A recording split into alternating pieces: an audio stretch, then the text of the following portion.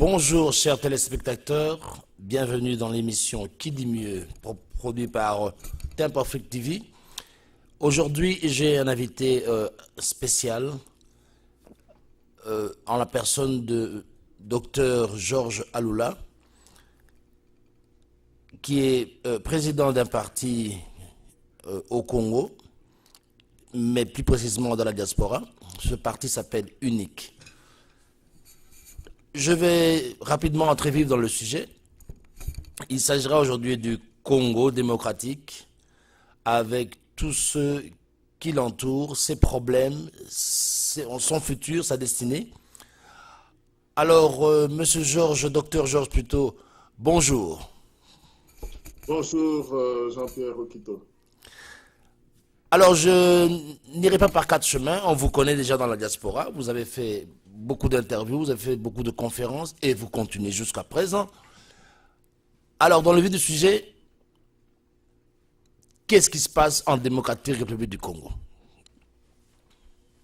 En tout cas, ce qui se passe en République démocratique du Congo, c'est que d'abord la Constitution avait prévu 2 mandats pour le président de la République. En l'occurrence, Joseph Kabila, il a eu son premier mandat, il s'est représenté en 2011.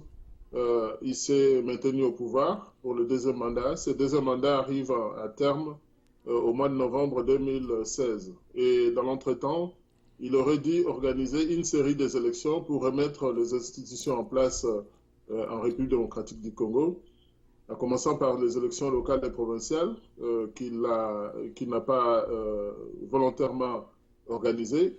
Ensuite, il s'est précipité pour changer rendre effectif le passage aux 26 provinces en nommant des commissaires généraux.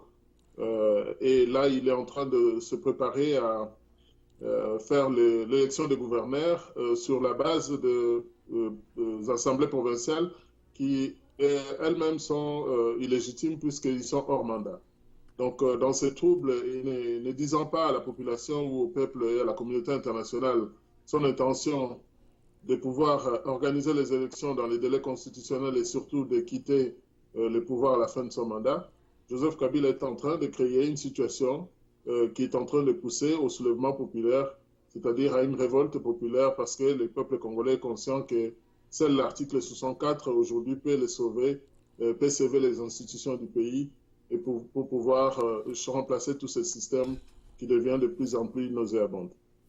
Et je dirais surtout que le nombre de personnes qui meurent au Congo aujourd'hui est de plus en plus élevé, trop élevé, scandaleux, simplement parce que les gens manquent de tout, les infrastructures ne suivent pas d'eau potable, pas d'électricité, pas de soins médicaux. Vous pouvez imaginer que même les seringues dans les hôpitaux, ce sont les malades qui doivent les acheter pour pouvoir être soignés. C'est pratiquement inimaginable ce qui se passe au Congo aujourd'hui.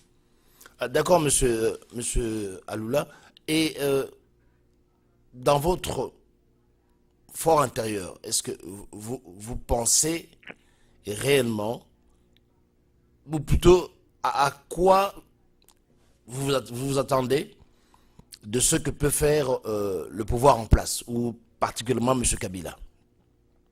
Si on croise les bras et on le laisse faire, il est en train de faire ce qui est exactement qui est leur bon vouloir, c'est-à-dire ne pas donner au Congo un fichier électoral qui soit propre. Ils ont sciemment ignoré les jeunes mineurs qui auraient dû être enregistrés chaque année. Ils prétendent qu'il n'y a pas de budget pour organiser les élections. Ils invitent les gens au dialogue dont ils ne veulent pas et ils continuent de gagner du temps depuis plus de 7 mois qu'il a commencé à parler de ces dialogues au lieu de décider de faire fi et de pouvoir choisir les candidats de la majorité présidentielle pour les prochaines élections. Il ne le fait pas. Donc, Joseph Kabila est en train de faire ce qu'il veut, c'est-à-dire amener le Congo vers les murs. Et nous avons vu que dans son groupe de la majorité présidentielle, ceux qui avaient compris, soi-disant compris, qu'il amenait le Congo vers un gouffre ou vers un mur, qui ont quitté son train avant, qui ont cherché à les prévenir pour que le train, la majorité présidentielle ne puisse pas taper dans le mur, ils ont été éjectés et puis bon, maintenant, ils essaient de nous flouer pour faire croire à la population congolaise qu'ils vont apporter un changement qu'ils ont été incapables de pouvoir mettre en place depuis toute une décennie. Est-ce que vous pensez que... Sérieusement, est-ce que vous pensez qu'il y aura dialogue? Qu'il va quoi? Qu'il y aura le dialogue? Non, d'abord, à ce dialogue, c'est totalement inutile. On ne sait pas à quoi ça va servir, si ce n'est à lui servir d'une béquille. Il y a un pouvoir qui est déjà en pleine chute libre. Donc, le dialogue n'aura pas lieu puisque toute la communauté internationale, l'ONU, etc., n'a pas donné les garanties nécessaires pour que ce dialogue ne puisse avoir une certaine signification. Nous, dans Alors, l'opposition, nous pensons que ce dialogue est totalement inutile et s'il n'a pas lieu, maintenant il faut qu'on passe à la chose suivante, c'est-à-dire donner un calendrier qui soit clair pour la réalisation des élections présidentielles et législatives à la fin de l'année, avant la fin de l'année, que ce soit à partir du mois de septembre pour les présidentielles. Nous souhaitons qu'on revienne au système des présidentielles à deux tours, ce qui obligerait les pouvoirs à organiser les élections présidentielle, le premier tour en septembre et puis le deuxième tour pour le 27 novembre prochain. bon, oh, d'accord. Le dialogue ne se fera pas. Nous sommes à peu près sûrs que tel que vous l'entendre dire. Alors, que pouvez-vous imaginer que serait l'autre carte à jouer de M. Kabila? Est-ce que vous avez déjà anticipé à ce qu'il joue une autre carte? Et quelle serait cette carte?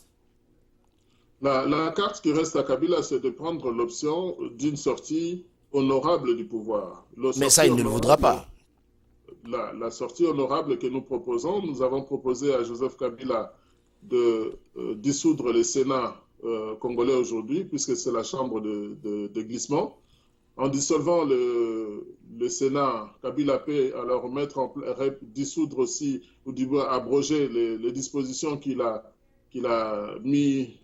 changé lors des élections de 2010-2011 en enlevant la possibilité de faire un deuxième tour, donc remettre la Constitution telle qu'elle a été votée le 28 février 2005. Donc on revient aux élections à deux tours.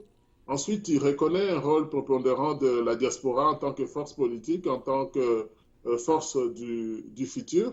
Et dans ces conditions, vis-à-vis de la diaspora, nous pensons que Joseph Kabila pourrait donner sa démission comme chef de l'État puisqu'il il a été incapable d'organiser les élections. Ce sont des pouvoirs qui lui revenaient ou qui lui étaient reconnus, qu'il n'a pas su pouvoir le faire. Nous avons pensé que ouvrir alors une discussion ou une négociation entre le pouvoir, la diaspora et l'opposition politique à l'intérieur et à l'extérieur du pays pour qu'on puisse voir à qui donner la transition pour nous amener vers les élections, à qui donner la tête du gouvernement. Nous souhaitons vivement que la diaspora puisse prendre la tête du gouvernement pour que nous puissions, avec notre expertise de vie dans la démocratie, organiser les élections qui soient apaisantes et qui soient transparentes et équitables pour tout le monde. Et si Joseph Kabila refusait, parce qu'il a le choix sur ce que vous venez de dire comme proposition, quel serait son autre choix? Je pense que le peuple congolais a montré à la fin de la Coupe d'Afrique des Nations qui s'est tenue au Rwanda que nous avons pas seulement les leaders ou les dirigeants politiques qui ont le dernier mot. Il y a une certaine catégorie de la jeunesse de Congolais qui ont été ignorés, qui n'ont pas été inscrits dans les listes électorales. Et je crois que nous avons vu une foule de jeunes qui doivent avoir en dessous de 15 ans, qui ont complètement inondé les rues et qui sont sortis avec un slogan qu'aucune boîte de communication politique d'un parti ou de quelque tendance que ce soit n'aurait pu imaginer, c'est de dire Kabila Manda Esili, Elogoni Nesila Rate, Yebela. Donc, c'est un avertissement que Kabila a le choix de pouvoir accepter pour qu'il sorte la tête haute, de remettre sa démission et pour que le pays puisse continuer à jouer, à continuer à aller vers son destin. Si Kabila ne prend pas ses choix, le tsunami politique qui va lui déferler, lui et son système dessus, sera difficile à contrôler. Et cela ne dépend pas de Georges Alula, puisque un soulèvement populaire ou un tsunami comme ce qu'on a vu au Japon ou ce qu'on a vu commencer à voir après la victoire de Léopard, aucune armée au monde ne peut l'arrêter puisque vous auriez en face de vous 80 millions d'âmes qui veulent le changement. D'accord, donc on espère un soulèvement populaire au cas où euh, M. Kabila refuserait toute sortie logique et de common sense, hein, d'après ce que vous dites. Mais il y a une chose actuellement, la classe politique, l'opposition, la majorité, parle déjà d'une transition. Est-ce que avoir une transition ne va pas amener ce parti au pouvoir à, acclamer partout, dans tout le territoire du pays, que la transition est en dehors de la Constitution et qu'il faudra refaire une autre Constitution ou recréer une autre République? Est-ce que c'est une carte possible? Non, je pense que lorsque l'opposition parle de la transition, il faut savoir que l'opposition parle de la transition dans ma compréhension, c'est que nous sommes au mois de mars et que les élections, la Constitution dit que les élections doivent avoir lieu au plus tard le 27 novembre et qu'il y a un nouveau président de la République en décembre, le 20 décembre 2016. Nous ne voyons pas Kabila nous amener jusqu'à cette date-là. C'est pour ça que nous disons qu'aujourd'hui, il faut que Kabila soit déposé ou démis de ses fonctions en tant que président et qu'une équipe transitoire. Dans ce moment-là, on ne parle pas de transition de 2 ans ou 3 ans comme les uns ou les autres sont en train de lancer.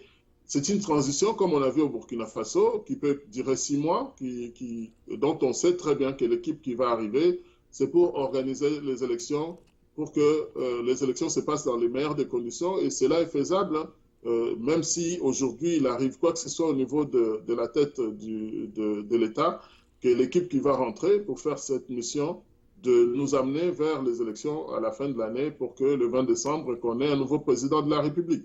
Il ne s'agit pas aujourd'hui de mettre une solution, de prévoir une solution dans 2 ans pour dire que, ben, écoute, on va avoir une équipe qui va conduire le pays pour 2 ans. Non, il faut qu'on respecte les délais constitutionnels.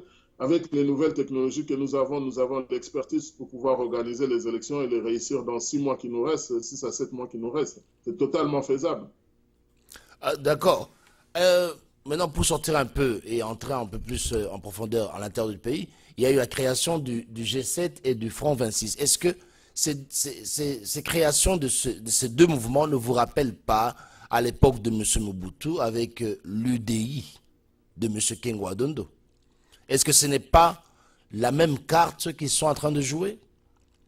En tout cas, votre question contient aussi la réponse. C'est totalement le même schéma qui est en train de se jouer.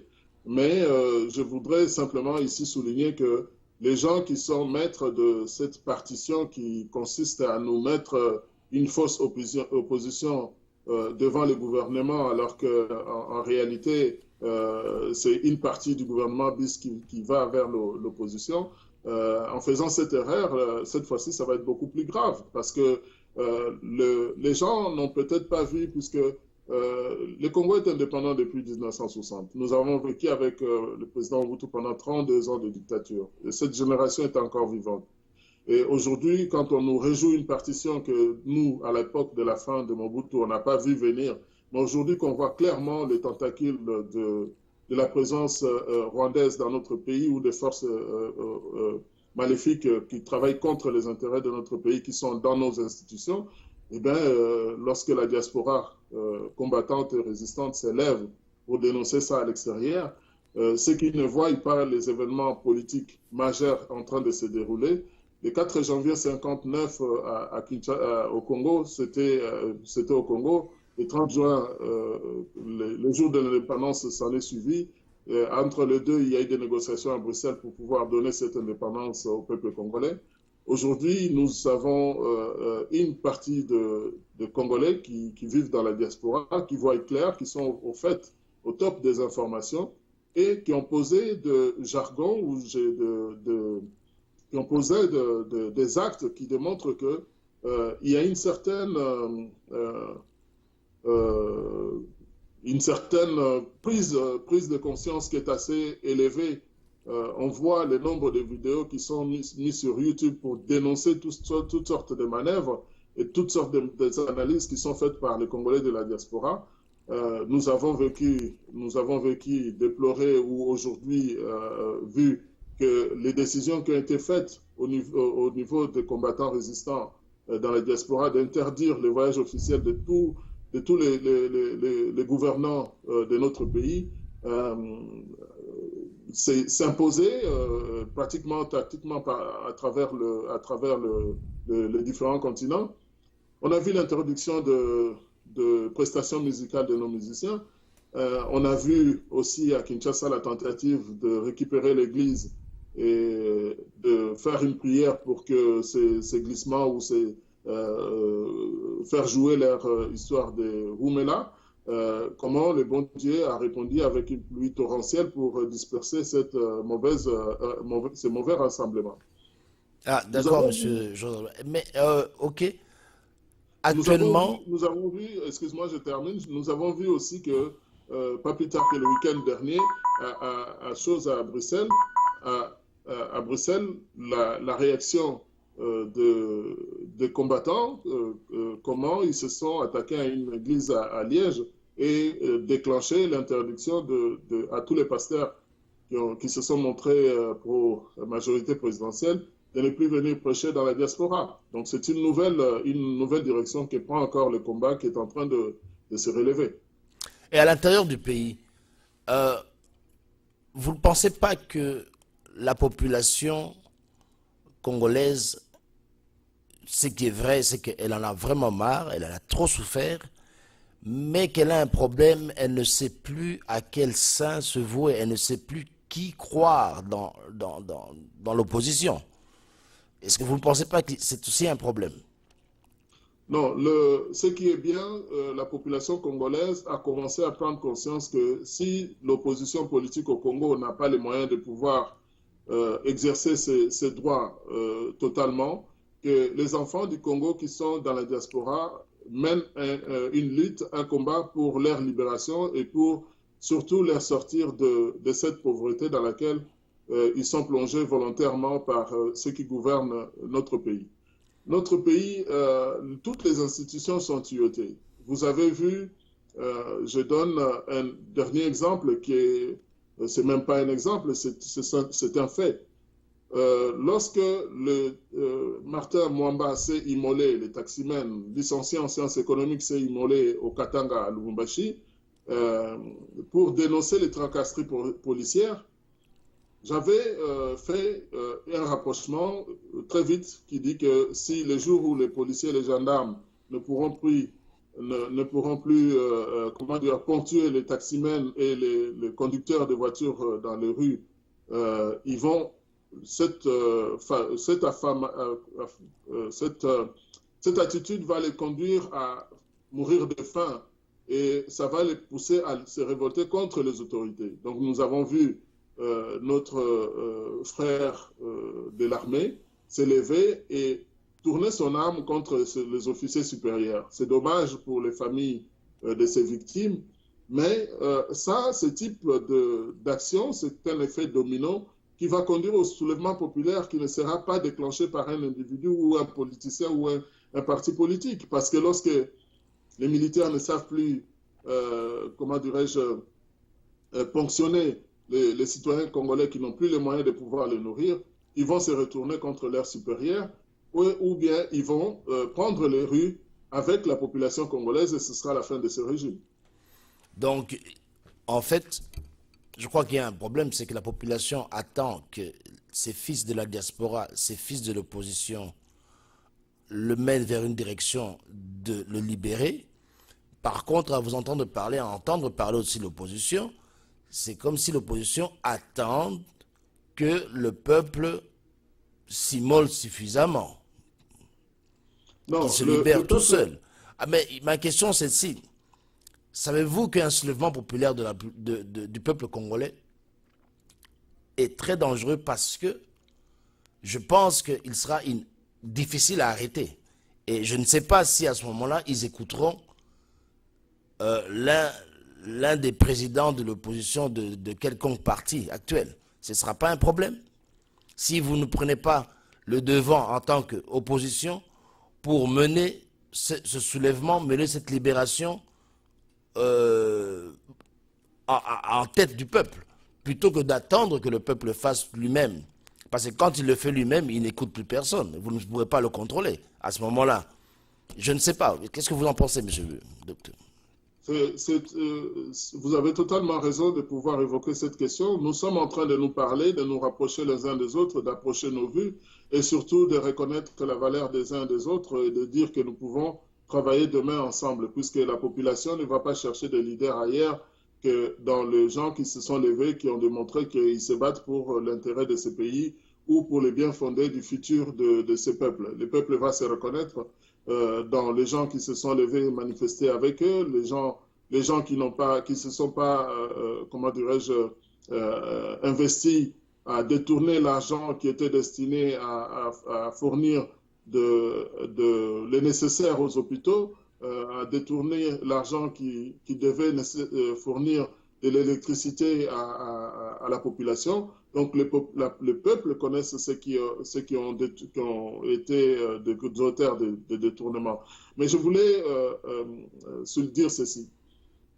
Nous sommes en train de nous parler, de préparer le lendemain de ce régime. C'est-à-dire nous sommes restés dans la logique des élections en nous préparant, en nous rapprochant les uns des autres, en créant des alliances que nous sommes en train de mettre en place. Nous serons capables de pouvoir répondre aux besoins de la population parce qu'il faut que nous puissions aussi avoir cette chance de faire de l'éducation, c'est-à-dire dire de l'information, dire à notre population que nous sommes là, nous sommes prêts à prendre le devenir, le futur de notre pays en main. Et les uns et les autres, nous devons nous reconnaître nos capacités et afin que chacun puisse donner à cette alternance ou alternative politique que nous appelons de tous nos voeux, la manière à laquelle cette alternative va arriver dépend plus de Joseph Kabila que de nous dans l'opposition, que ce soit à l'intérieur ou à l'extérieur. Parce que Joseph Kabila, en étant président de la République, a le pouvoir de choisir la manière à laquelle il va quitter le pouvoir. Il respecte la Constitution, il a atteint les limites de ses capacités pour l'organisation de ces élections que nous attendons tous pour cette année 2016. Il ne le fait pas, donc il prend ses responsabilités pour pouvoir démissionner, sortir de ce pays la tête haute en demandant pardon à la population pour tous les crimes qu'il a organisés, pour tous les actes de haute trahison qu'il a commis durant ses mandats. Donc la charge et la responsabilité du comment revient à Joseph Kabila pour qu'il puisse donner au peuple congolais qui est déjà assez meurtri la chance de pouvoir prendre une autre direction avec les fils du pays, les fils et les filles du pays pour avoir un lendemain meilleur. Est-ce que comme une partie des Congolais, est-ce que vous pourriez dire personnellement que vous ne croyez pas, que vous doutez de la nationalité congolaise de M. Kabila, ou vous dites qu'il est congolais? Je ne perds plus mon temps pour discuter de la nationalité congolaise de Joseph Kabila. Joseph Kabila s'est montré incompétent pour pouvoir amener notre pays dans une nouvelle direction. C'est ce qui est important. Maintenant, nous sommes là pour pouvoir les remplacer par un fils du pays et prendre toutes les précautions possibles pour qu'on ne puisse plus mettre à la tête du pays quelqu'un qui a des origines douteuses et qui va travailler pour l'intérêt des pays ennemis à notre pays. Donc, je crois qu'il y a suffisamment de fils et de filles de ce pays pour pouvoir diriger ce pays sans nous mettre dans ces discussions interminables sur la nationalité. Le pays a été pris dans un piège, le piège de la libération après les 32 ans de dictature de Mobutu. Aujourd'hui, nous sommes des fils de ce pays. Nous avons étudié avec les bourses du gouvernement de ce pays, payées par nos parents, les revenus pour nous de pouvoir rendre à ce pays et préparer le futur de nos enfants qui traînent dans les rues, pour lesquels on a fait que multiplier les qualificatifs comme les Chegué, les Kuluna, etc. Donc, la preuve de l'incapacité de nous en tant que parents, nous en tant que Congolais, de pouvoir leur offrir l'éducation que nous avons reçue après la colonisation belge dans les écoles qui ont été laissées par les colons dans notre pays. L'heure est vraiment venue pour que nous puissions nous faire confiance parce que le problème des Congolais, c'est qu'avec Bindo et tout ce qu'il y a eu comme élément pour casser la confiance entre nous, nous devons réapprendre à nous faire confiance et nous regarder dans les yeux et dire que nous allons travailler ensemble pour la renaissance de ce grand Congo. Parce que le Congo est un grand pays qui joue, dont le commerce mondial dépend de la République démocratique du Congo. Nous ne savions pas que le caoutchouc avait cet impact important sur la création et le développement de l'industrie automobile. Nous savions très bien que l'uranium du Congo a permis au monde de faire 70 ans sans une troisième guerre mondiale d'envergure comme c'était la première et la deuxième guerre mondiale. Nous savons aujourd'hui qu'avec le coltan, il n'est plus un seul instant dans le monde, à travers tous les événements, que quelqu'un ne puisse sortir le téléphone portable pour prendre des photos, prendre des images ou communiquer. En l'élevant, on montre que c'est le sang du peuple congolais. C'est à nous de prendre conscience aujourd'hui qu'avec toute les classes politiques, toutes les couches de nos populations, qu'ensemble, avec la diaspora, nous allons libérer notre pays et nous mettre dans la course au développement comme tous les pays au monde.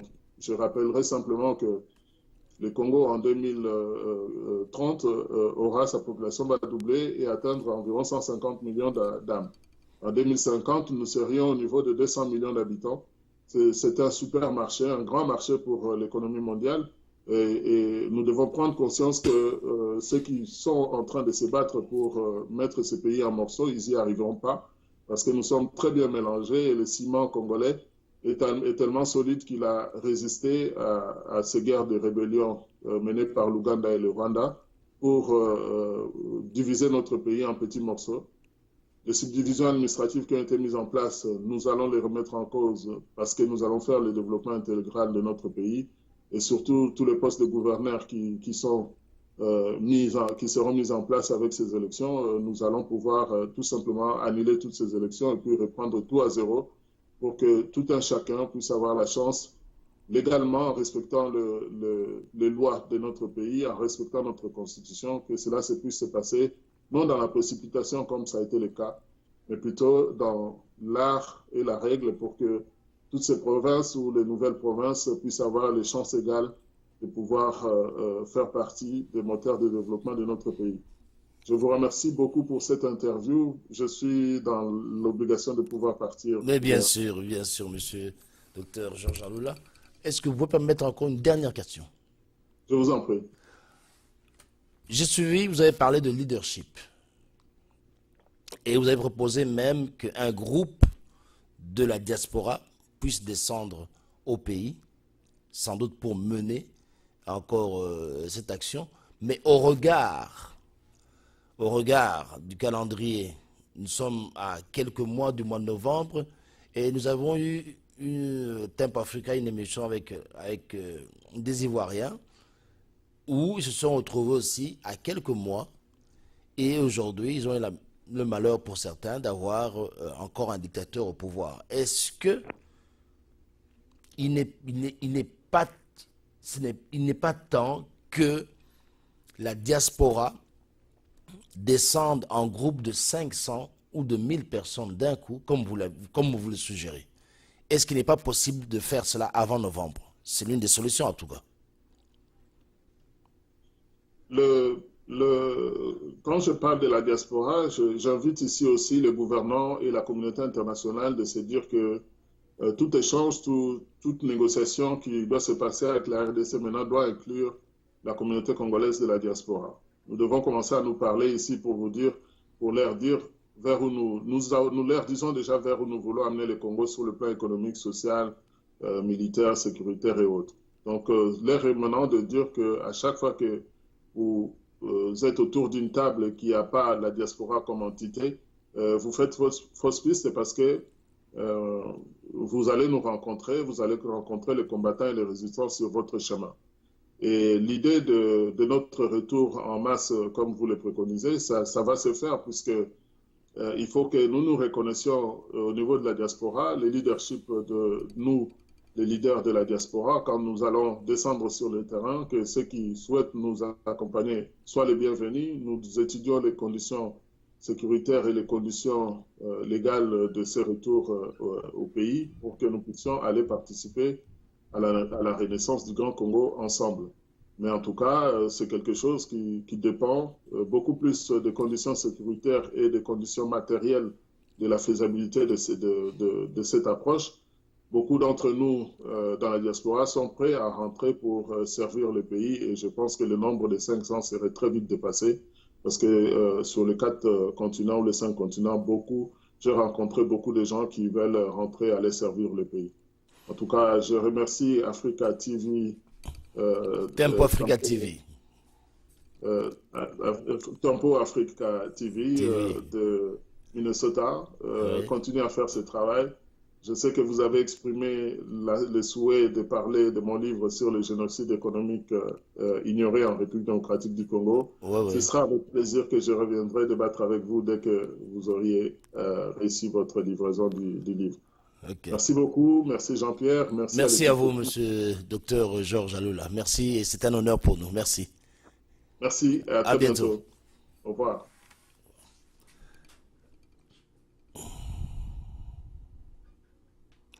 Chers téléspectateurs, c'est l'émission Qui dit mieux. Vous pourrez vous-même, chers Congolais et chers Africains, juger si monsieur Alula, dans cette émission, a dit mieux. À qui dit mieux. Alors, Malouk, à toi l'antenne. Et je vous remercie et à bientôt.